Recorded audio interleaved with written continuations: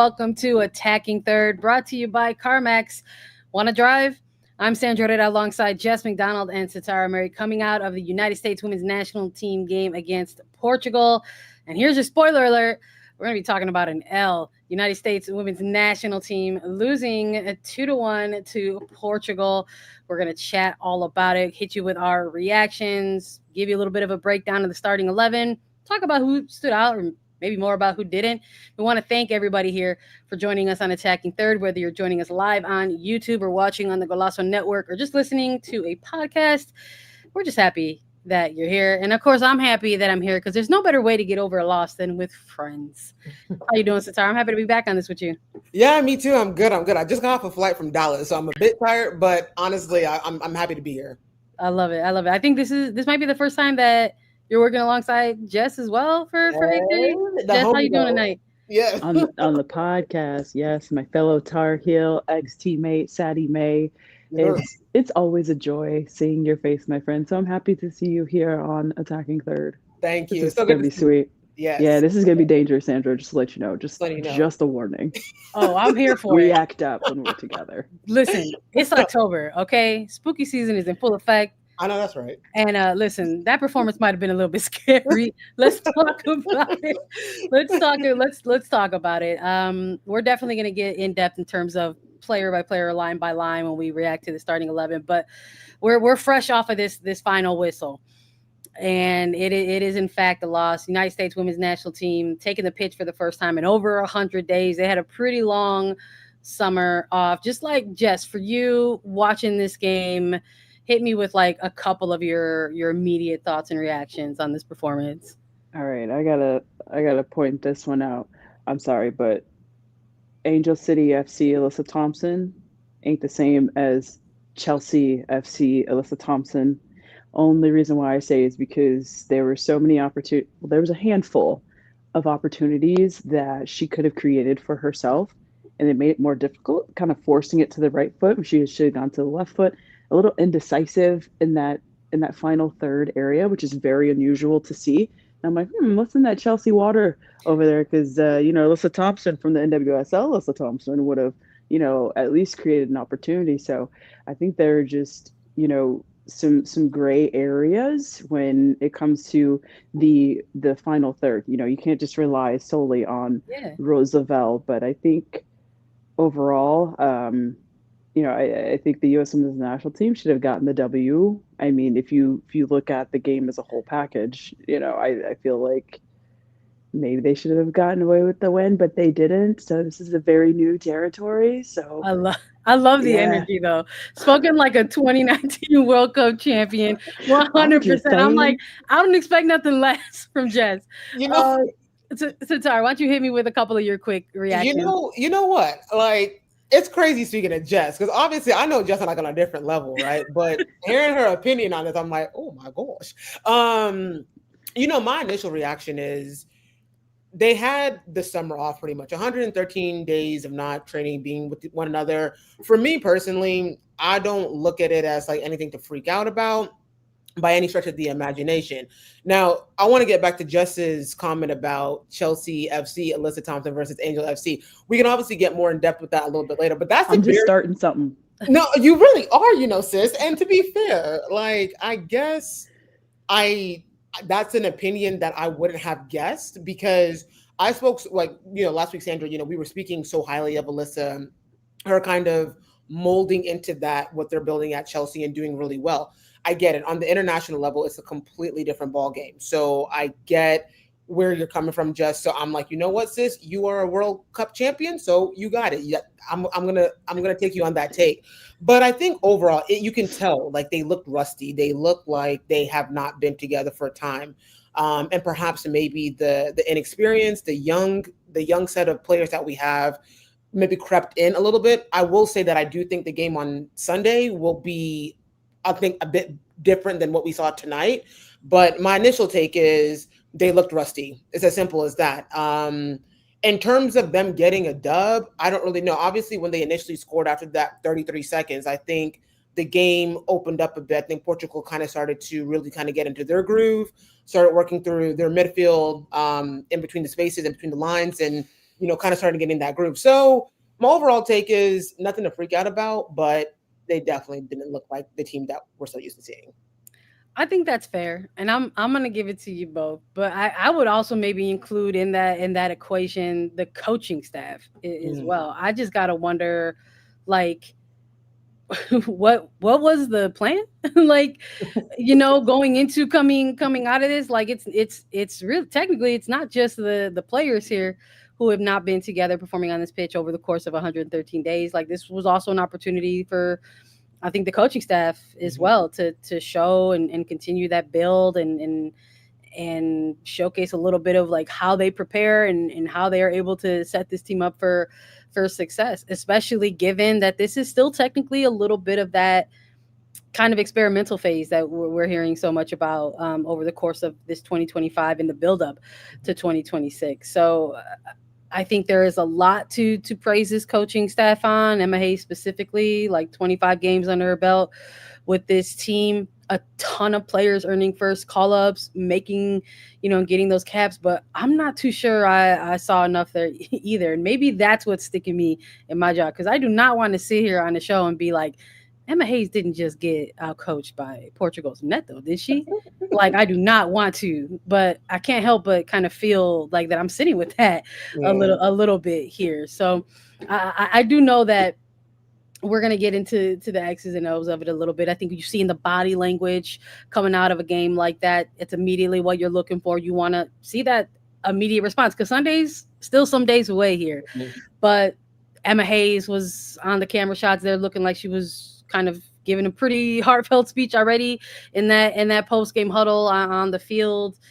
Sam Coffey, in her post game interview on the broadcast, saying that they're about to be so really fired up on Sunday, and Hayes is apparently on the broadcast calling him out, saying that after that early goal, team stopped playing. That. So I mean, maybe we're already getting some some of that immediate feedback for the team. I mean, so I'm with you. Like, of course, I think there's a little bit of grace to be given there in terms of everything that was following them into this game, in terms of having like so much time away from the pitch. But I think sticking with that a little bit, to both your points, like, there are players who are who in this starting lineup or found themselves into the game who, they're technically not out of form. We're talking about an NWSL regular season that's winding down. Decision day is going to be on November 2nd. Mhm. Some of, like, what, 7 of the 8 postseason spots are clinched, and you've got European players who've come overseas, and they're either coming off of Champions League round matches or a good chunk of domestic club season play as well. So I think maybe that's also part of the, like, the eyebrow scratching or the raised eyebrow or the question marks around it. We're just kind of like, well, they haven't as a unit been together for that long, but these players are coming in for their form and looking a little bit opposite. Yeah, they're Yeah. at peak fitness. Right. I, Yeah.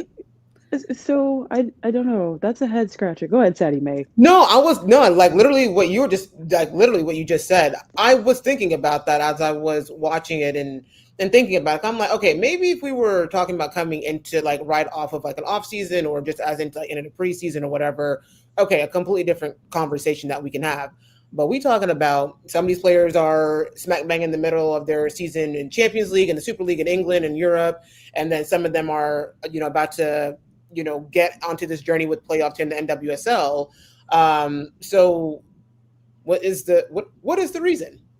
What is the reason? Like I don't want to like obviously bash anybody in any way, shape, or form, but I think obviously with having Jess on here, with that generation of U.S. women national teams players, there was a standard, regardless of whatever the situation was. There was a standard. You know what I mean? And Jess can probably attest to this. Like, it doesn't matter where you are in the season, where you are. The point is, when these games pop up and they show up, you come out and you give your all every single minute of that game. And I just feel like 33 seconds came and went, and that was it.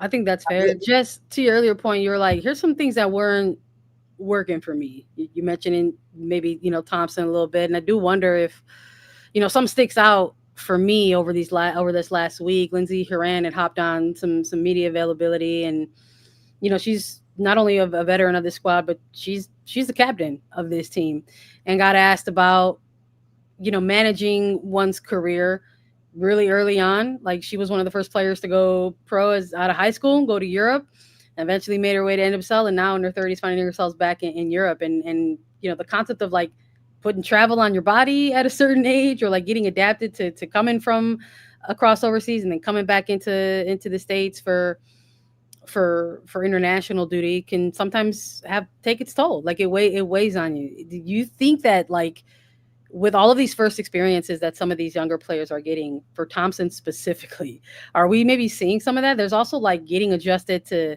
that as a pro as well, like balancing club and country and flights on the body. Yes, it's so much. Regardless of where you're flying to as a pro athlete, and then you want to add on juggling club and country, it is so much. And that's why, you see a lot of these international players with the injuries that they have in and out of the squad, basically.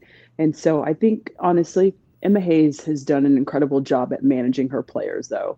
Mind you, a huge chunk of these players that are in camp now were not in the last one. Emily Fox, Kat, correct me if I'm wrong, Lindsay Heaps. It was like a lot of the European players who didn't actually fly out into the last camp. And so I think she's done an incredible job at managing the players, making sure they're getting their time off. And so I think now cranking things up again, there's so much equipment and so many things that are high tech that are so good for recovery also. So you have to remember how really spoiled we are in the U.S. Men's National Team camp. So whatever type of recovery that we need in order to, get off flight, get in a pool, big legs, whatever the case may be, the U.S. Men's National Team have those resources. So managing players is first and foremost for Emma Hayes, so they're able to perform in these camps. But I think she's done an actually really good job at managing players and who she needs to bring into camp and who she doesn't. For you, are there any, like in this game in particular, were there any attackers that stood out for you? Anyone that looked at any stretch of the game that were like, they're about to take over this game any second now? You know what? Michelle Cooper.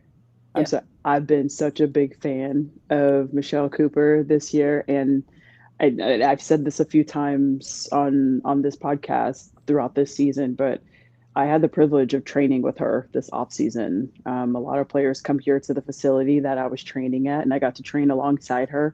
And I'm like, ooh, I kept thinking in the back of my mind, she's about to kill it this season. And then sure enough, a few weeks later, she gets her first call up into January national team camp. And now I'm seeing her add so much into her back pocket when it comes to being a footballer. Mind you, she's a natural 9. She came from Duke as a 9 into the NWSL.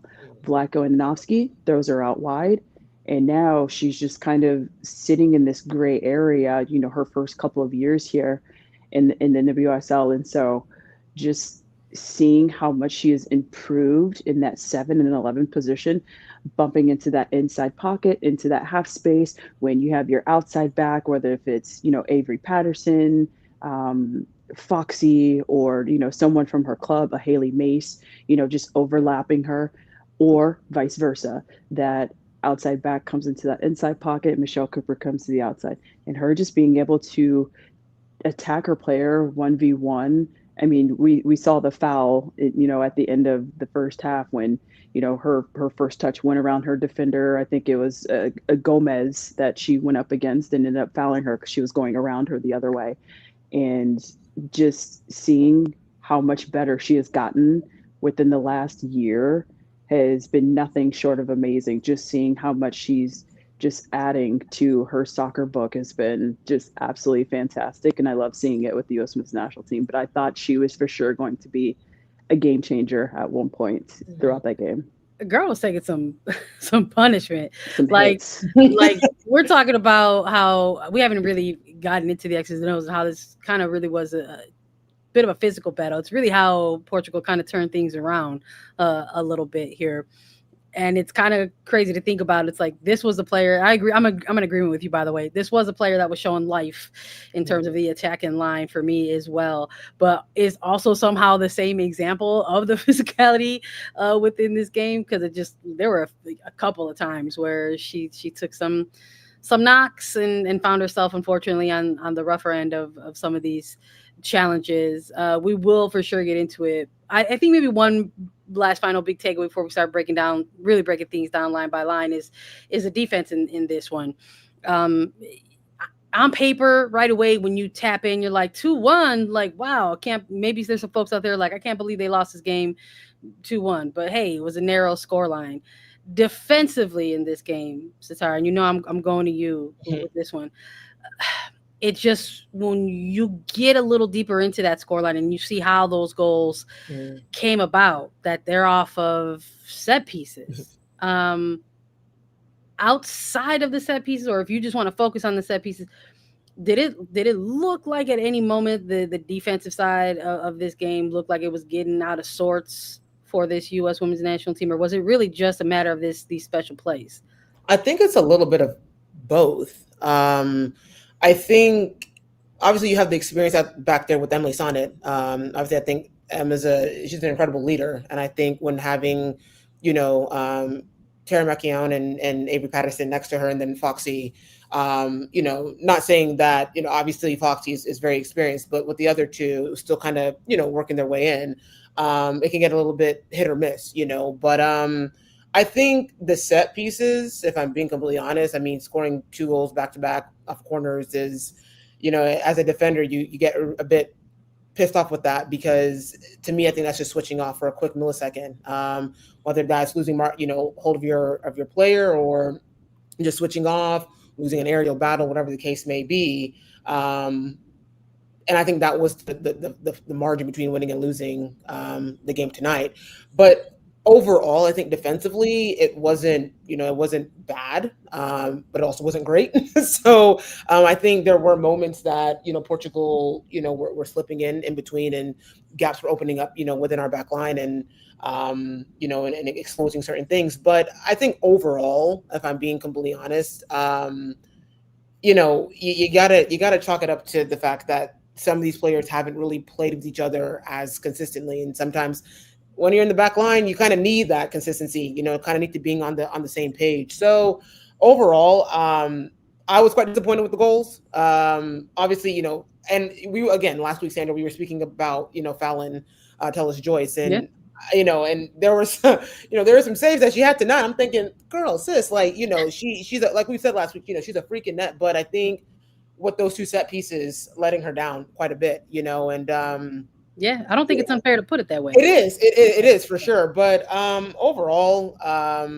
it wasn't the worst defensive performance. I think we've seen worse, and that wasn't it. I just think that the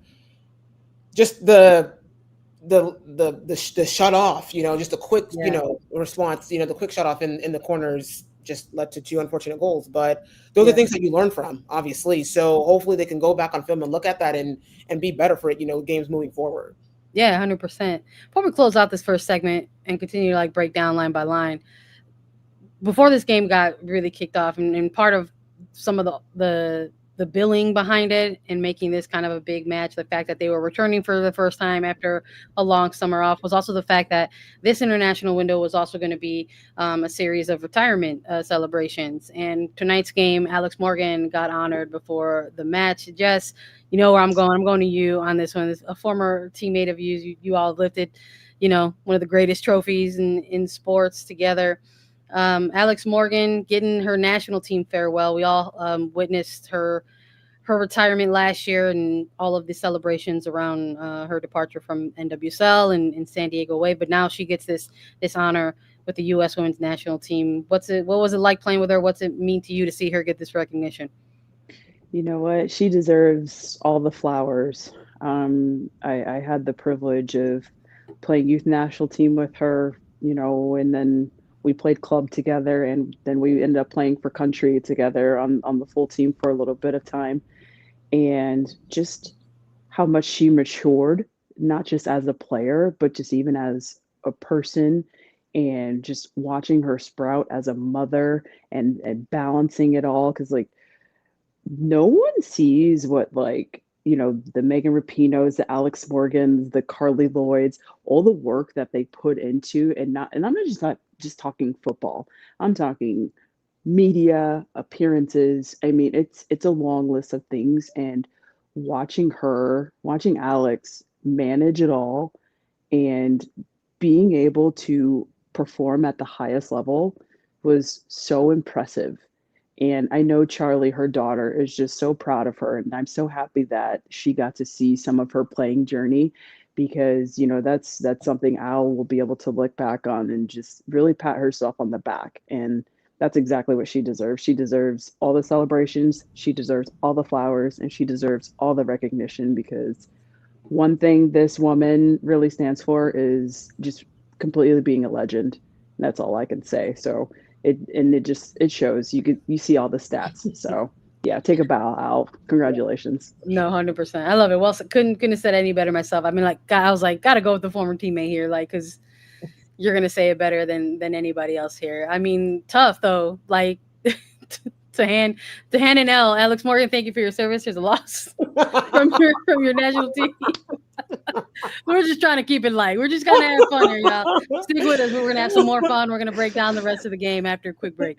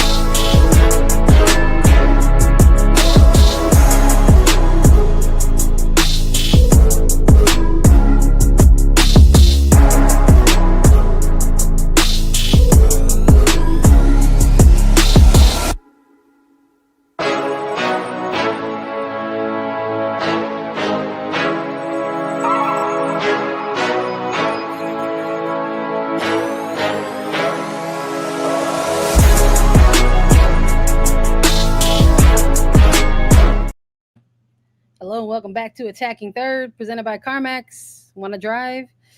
Let's do that. Let's steer right into the rest of this lineup. Let's go. Let's do it, because we're talking. We just said thank you, Alex Morgan. So sorry that you had to witness his L, and now we got to keep it moving. We're talking about the attack a little bit. We said shout out to Michelle Cooper because she looked like she was trying to make things happen, and we talked a little bit about the defense a little bit to kind of close out that segment. And I agree with you to an extent, Satara. It's tough to look back at a game like this and say this unfortunately really came down to these kind of lapses um, off of set pieces or set piece opportunities. And unfortunately, this might have to be an episode for another day, Jess, where we just talk about, is that part of USWNT culture, the set piece defending? So we're not going to get into it too much. Like, it's been tough. Unfortunately, there's been an unfavorable amount of goals that have been conceded on set pieces. Well, I got to point this out real quick before Sadie Mae says something. Well, we have to look at the rosters from the U.S. Women's National Team in history. Mhm. Look, we got Abby Wambach. I mean, come on, aerial presence. Yeah. Sam Ewis, come on, aerial presence. Carly Lloyd, boy, she had springs under her shoes. Mhm. So we're waiting for that solid aerial presence. I mean, don't get me wrong. You know, we got a little sprinkle of Lindsay Heaps, Claire Hutton when she's in. She's good in the air. But as far as that consistency, there's not too many big dogs. You know, we don't have like that really tall with major stature kind of player, like a Jess McDonald, but other than that, Go off. Let them know. Yo, okay. I'm just Talking saying, legends. Legends, right? hey, I'm 5'10", so I'm tall for a footballer. Mhm. But Abby Wambach was taller than me. But if we look at these lists of players who are the big dogs up in the air, the U.S. Women's National Team hasn't quite had that, defensively and in front of net. So there haven't been too many being scored, offset pieces, from someone's aerial presence. And then on the flip side, defensively, you still don't have a big dog. Again, it's just Lindsay Heaps in there who's close to my height, and that's about it. There's just really no one else. Go ahead, Sadie Mae. It's a good point. It's a good point. Maybe Taylor Flint somewhere. That girl is 6'10". Like, maybe she'll come swooping in at some point. But no, you're absolutely right, though. And I guess I didn't even really think about it like that. You're right. I don't really, aside from maybe Lindsay, there isn't someone that I think aerially. Hold on. Jalen Howell, like she needs to come on in because Jalen is unbelievable in the air. Like, if anybody here knows football, y'all know what I'm talking about. So that's what I think that is like maybe the missing component that perhaps they are missing from both like an attacking and defensively, whether that's on set pieces or whether that's attacking set pieces or defensive set pieces. Like, that maybe is like the missing component right there. And you're right. Like, I'm glad you brought up Howell though, because it leads us straight into the midfield, that middle third, which we really haven't had a chance to talk too much about yet, because we've been talking attackers, we've been talking defense, we even touched on Philatelis Joyce a little bit. But at certain points and stretches during this game, it was like Portugal was just swimming through that middle third. Absolutely. Like, I mean, I was like, fight back. Like, I just was like, and I have found myself, unfortunately, on that side of yelling at or whatever backseat coaching over the course of, I would say maybe even the last year. And I don't know if there's a worse feeling to come along with a loss, that where not only do you take the loss because you got outscored, but you're also taking that L and you got kind of outworked, you got outperformed. That almost feels worse in a way. And I think there's gonna be frustration, of course, in the locker room and amongst the teammates, but obviously amongst the fans who are watching and supporting you, who are like, well, hold on a second, like not the USWNT getting outworked, especially in the middle. And so I think I'm just kind of like, yes, an aerial presence, would be helpful. And I'm with you on Jalen Howell and Taylor Flint in that regard. But I also think maybe in that middle third as well, especially if Rose Lavelle is to function how she is supposed to function as this, attacking, creative Swiss Army knife. And that means everyone else has to kind of step up into those challenges, or win those 50-50s and kind of be the tone setters. And that just didn't happen, right? Or at least I didn't see that tonight. I didn't feel it happen tonight. What did you all see from this middle third, or what did you not see from this middle third, Jess? I didn't see enough connection. And I'm talking even defensively. I'm like, where are the pressure pockets? Like where's the interchanging? And there were times too where all three midfielders were in a straight line. And what I've learned over time throughout my playing career, when you have all three midfielders, or if you're playing with four, however many, they're all in a straight line. It's like you're only playing as one player, basically. Like it's easy to break your line, when teams are moving forward. So I didn't see enough fight off the ball and behind the ball from this midfield. But then when they did get on the ball, there was so much disconnection, which is very strange because we're talking experienced Roosevelt, we're talking experienced Lindsay Heaps, and Sam Coffey. The three of them have enough, experience in that midfield area, but it was so disconnected all around, on the ball and off the ball as well. I don't know how you felt, Sadie Mae. Yeah, I'm gonna actually piggyback off of that as well, because I think you're spot on. This is a group of three that are extremely experienced. So, where that disconnect came from, not entirely too sure. If it's the massive break and not playing with one another, who knows? But it's unlike them. It's uncharacteristic of them to have these moments. And it's not. I don't know if it was coming in thinking, oh, this is an automatic dub, so we could kind of coast into it, and it's cool.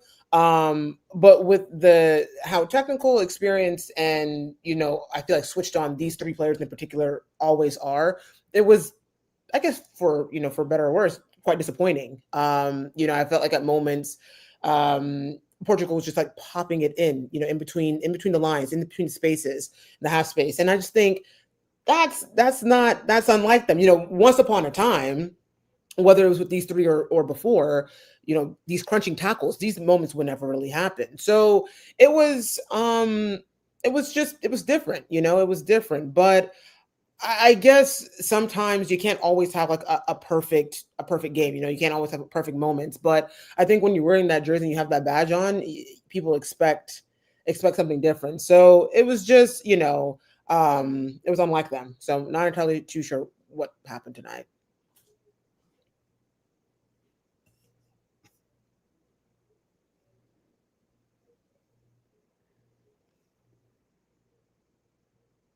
I don't know if it's just me. Sandra, I thought she muted. Sandra, I can't hear you. Here I go making a point and the damn mic goes out. I was like, I just wanted to shout out our producers real quick, because when I was listening to the two of you talk, they had the starting 11 graphic up. And I can't help but think of maybe some of the stakes going into this game. The fact that they had that long summer off, the fact that this was going to be the first game back, that multiple players across this roster are in form.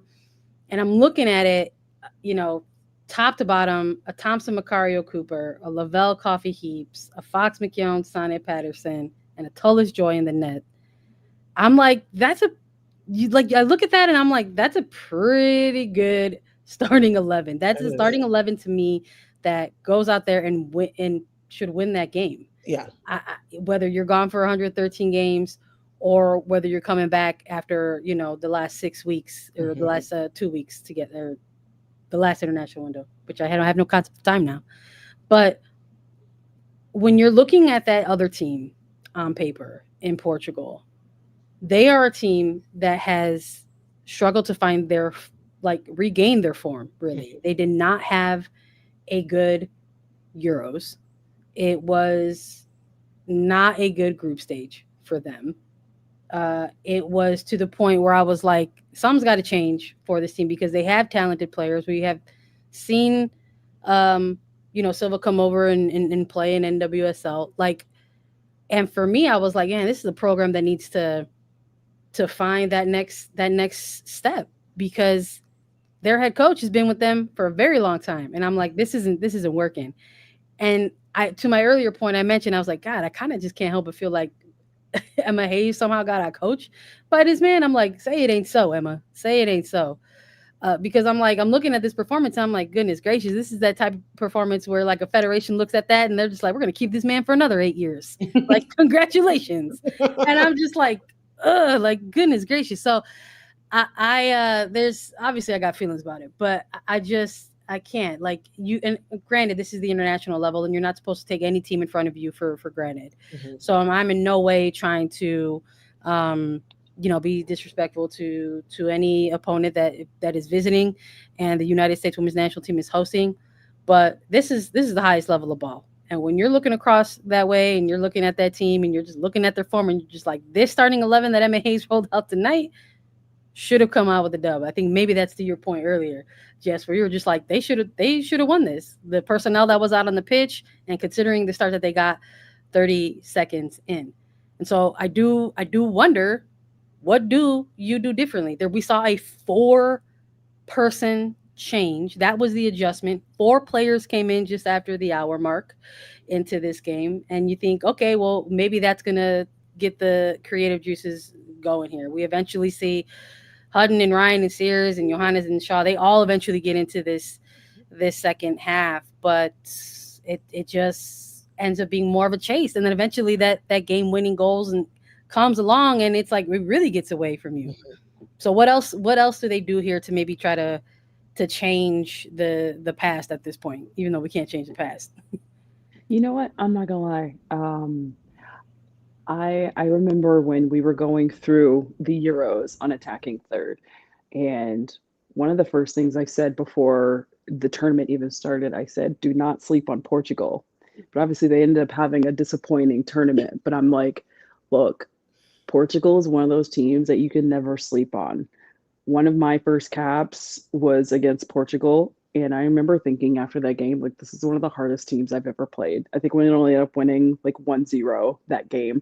And then, you look further ahead, in between, 2018 to now. I mean, they've all been very close games. US Women's National Team against Portugal. Portugal's always been a fairly decent team. They're so hard to break down. They've got the speed, they've got the physicality, but then, they add a little bit of pizzazz when they're on the ball as well. The disguise passes, they're passing it this way, but they're looking this way. I mean, they just add a little something special to the game. And that's exactly what they brought today. This is the normal Portuguese team that I've been seeing throughout my playing career. The Euros, okay, that's done and over with. They didn't do too well, they failed. But, moving forward, I think this is going to continue to be one of those teams that you can't sleep on. It's never going to be an easy game, and never has it ever been in the past when it comes to friendly games with the US Women's National Team and Portugal. So the loss surprised me specifically. But as close as the game was, goal differential wise, that did not surprise me, because I know Portugal's always actually been a decent team. Defensively, they didn't do too well in the Euros, but you know what? Before that, they've actually been a pretty decent team, in my opinion. And to piggyback off of that, Jess, I think let's kind of just like take the Euros out of the equation. From obviously, you're speaking about when you first played against Portugal when you were with the national team 8 years ago. It was a while ago. You didn't have to Sorry, drop sis, numbers, I didn't. man. Sorry, I didn't. People, You we ain't gotta tell people my age.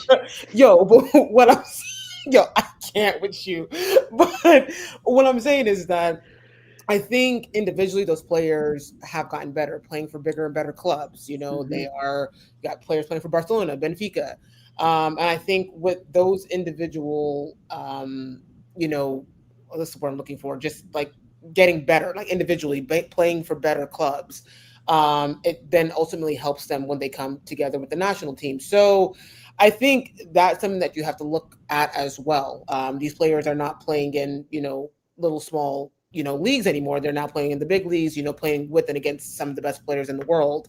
And that then carries into the international stage. And I think and when anybody knows that they're coming up against the U.S. Women's National Team, they always plan. They always plan. They always come up with the plan. And it's execution that a lot of these teams get wrong. But tonight, Portugal had a plan and they executed it. You know what I mean? They shut down anything and everything that was coming their way, possibly. And I mean, aside from the first 30 seconds of the game, but after that, it's like they got their footing and got things together. So I agree, Jess. I think you can't sleep on Portugal. They're from Europe. Like, I mean, anybody that knows football in Europe, European football is a different thing. So I don't look at this as, oh, it should have been like a guaranteed win. Obviously, historically, when these two teams play against each other, the U.S. obviously has won every single time. Not tonight, though. It's a different time. So it didn't surprise me all too much based off of how Portugal constantly keeps getting better individually. But also with the fact that the U.S. obviously did have some time off. You're bringing in some newer faces, a little bit more inexperienced. But I also think Portugal had a plan and they executed it, and that sometimes it's just that. That's how that.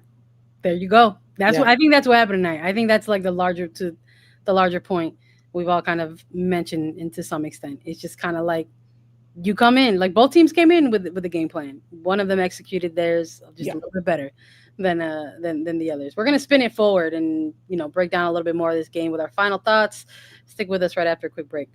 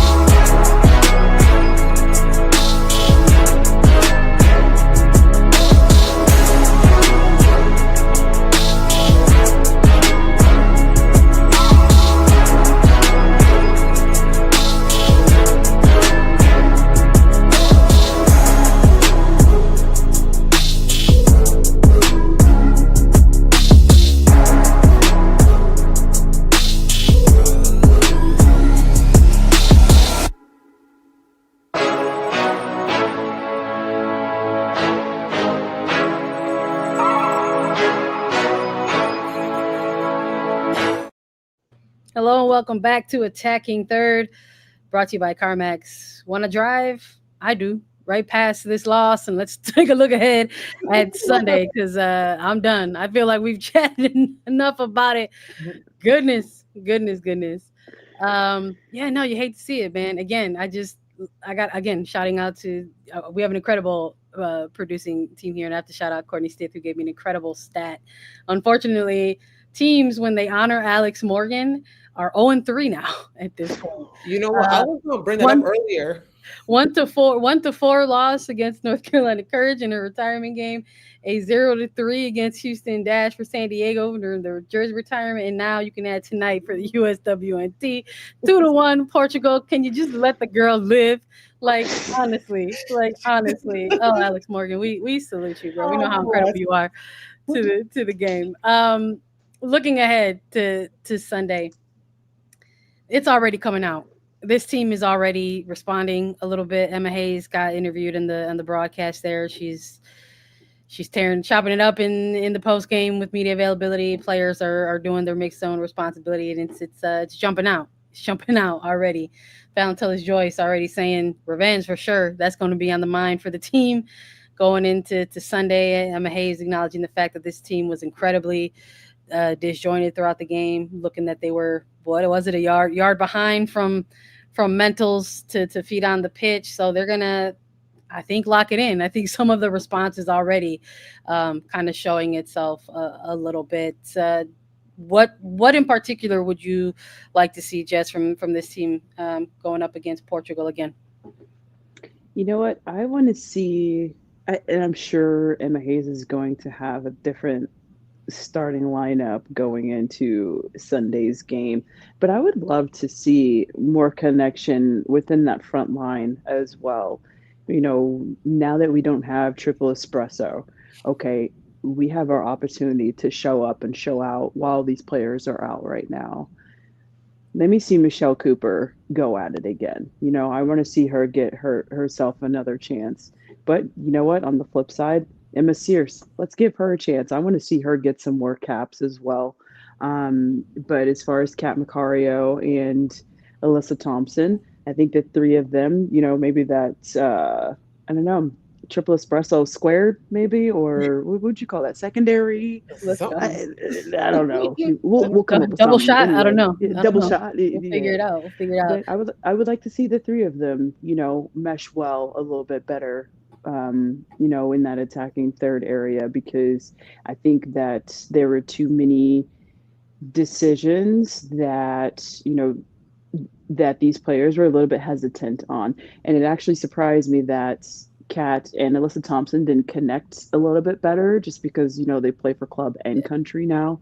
And so that's definitely a partnership I want to see like this, but obviously sprinkle a little Michelle Cooper in there. So then maybe we got that Nice. triple shot espresso squared. I don't know. Extra Y'all, extra shot. somebody help me Something. out. Whatever Help it's me out. Extra called. shot. Yeah. Something. We'll workshop it along the Extra way. shot of espresso. Yeah, right. How about you, Satara? Anything maybe outside of the attacking line that you want to see differently from the team, either from the back line or the middle?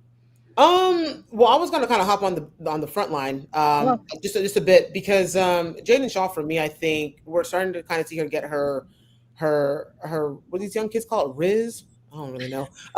They're like they're getting her footing back, being with Gotham, and you're hearing about like the link up between her and Rose at Gotham, and I think maybe we can perhaps see that with the national team as well.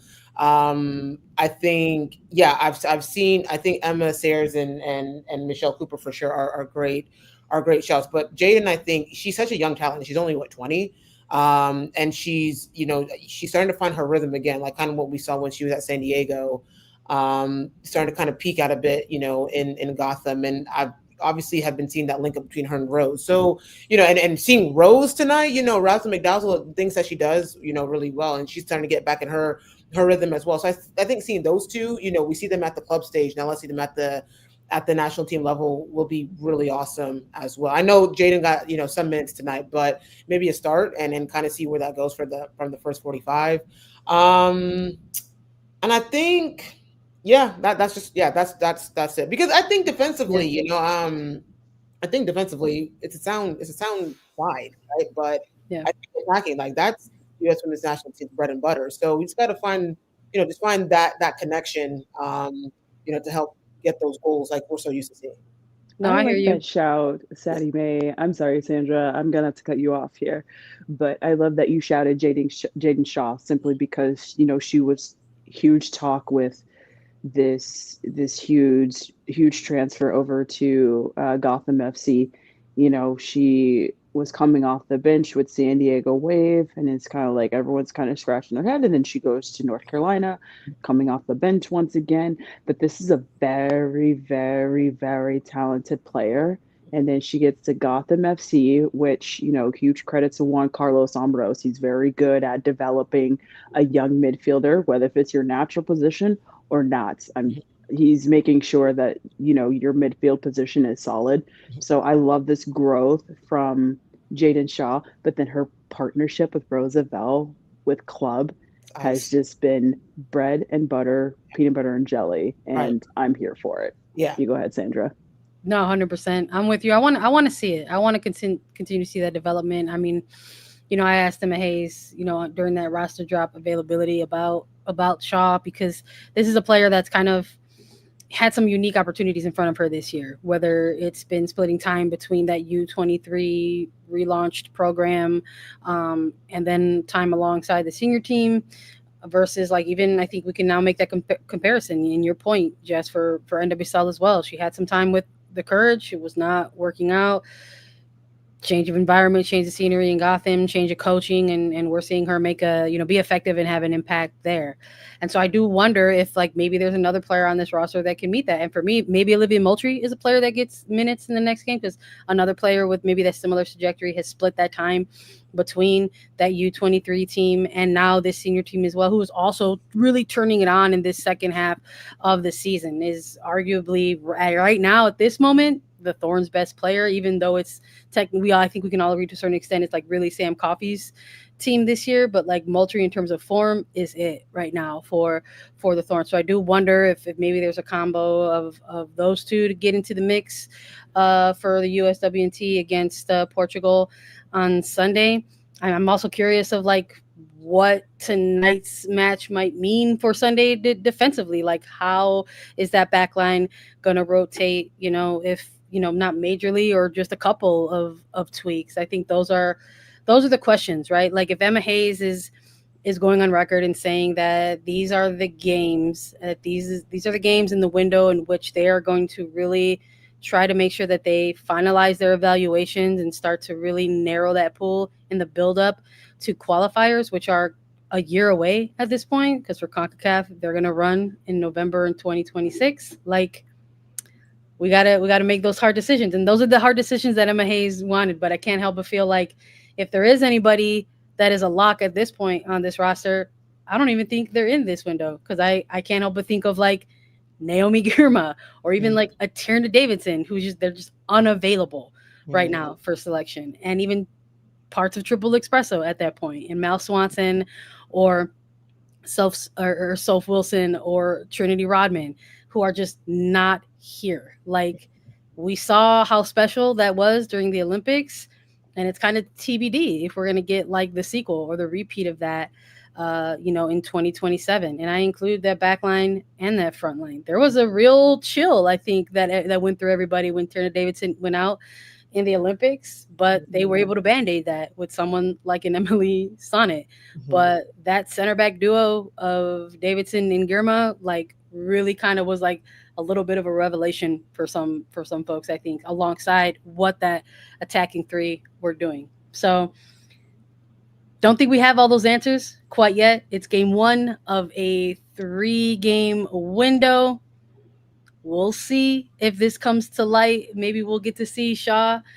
Maybe we'll get to see Moultrie. Any shout out for anyone else you want to see on Sunday? Is there anyone that you pick from this U23 roster to replace Trinity Rodman? Because Emma Hayes said she will call a player up to compensate for that 26th player that they sort of lost in this window.